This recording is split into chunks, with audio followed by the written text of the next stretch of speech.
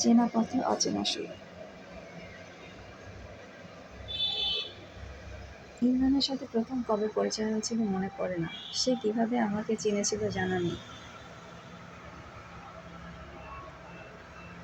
যতদূর মনে পড়ে মেসেজ দিয়েছিল, ইমরান হাই, তোমার ডিপার্টমেন্টে করি, তোমাকে কলেজে দেখেছিলাম।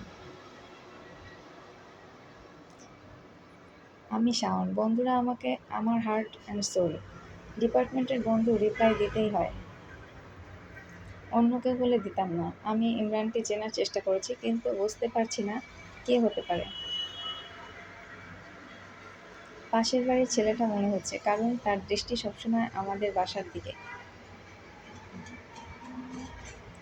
আমার মা খুব কড়া নারী, মাঝে মাঝে এই নারী আমার নিজের মা কিনা সন্দেহ হয়। যখন কোনো প্রপোজাল আসে তখন ইমরান কিভাবে জানে জানি না। মায়ের কেয়ারলেস নাকি ইমরানের মেসেজের কারণে বিয়ে ভেঙে যায় জানি না।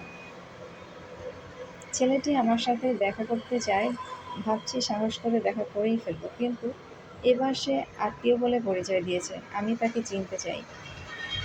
আত্মীয়দের সবাইকে আমি চিনি না।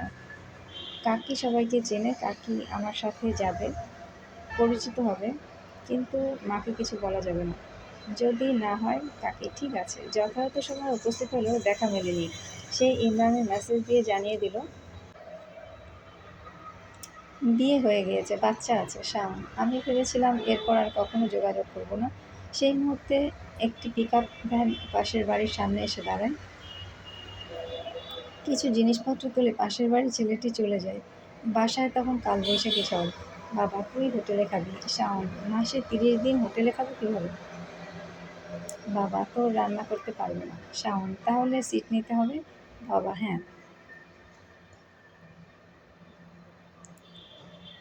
বাবা খুব নরম প্রকৃতির মানুষ এবং অনেক সৎ। আমাকে খুশিভাবেই বিদায় দিল। সেদিন আমার চোখ ভিজে গিয়েছিল। কঠোর পরিশ্রম করতে হচ্ছে প্রতিদিন, নিজের খরচ নিজে বহন করতে। পরিবার, এর মধ্যে থেকে আত্মবিশ্বাস তৈরি হয়েছে। আমার বেডের পাশে, জানালার পাশে, 5 তলা থেকে একজন নজর রাখছে। দূর থেকে চেহারা অস্পষ্ট হলেও বোঝা যায় ইমরান হতে পারে।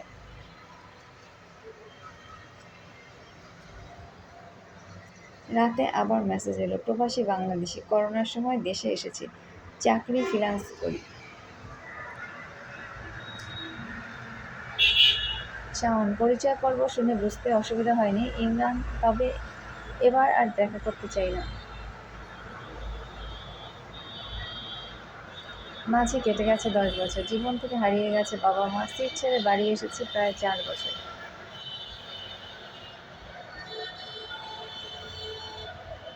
কোচিংয়ে যাব, ঠিক সেই মুহূর্তে বাড়ির সামনে একটি গাড়ি এসে থামে।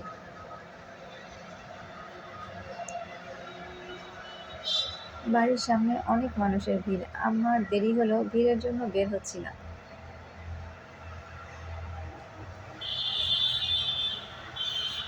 গাড়ির ভিতরতে কেউ একজন বলছে এটা শাওনদের বাসা। শাওন, আমি কৌতূহল থাকলেও কাছে গিয়ে দেখার ইচ্ছা নেই। সে ইমরান এখন মিডিয়া ব্যক্তিত্ব। শাওন, এবার বুঝতে পেরেছি কেন সে পরিচয় গোপন রেখে হারিয়ে গেছে।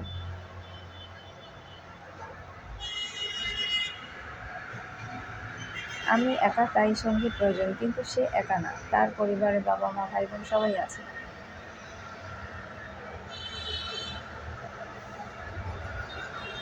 তার নতুন কোনো সম্পর্কের মাঝে বাধা পড়তে হবে কেন?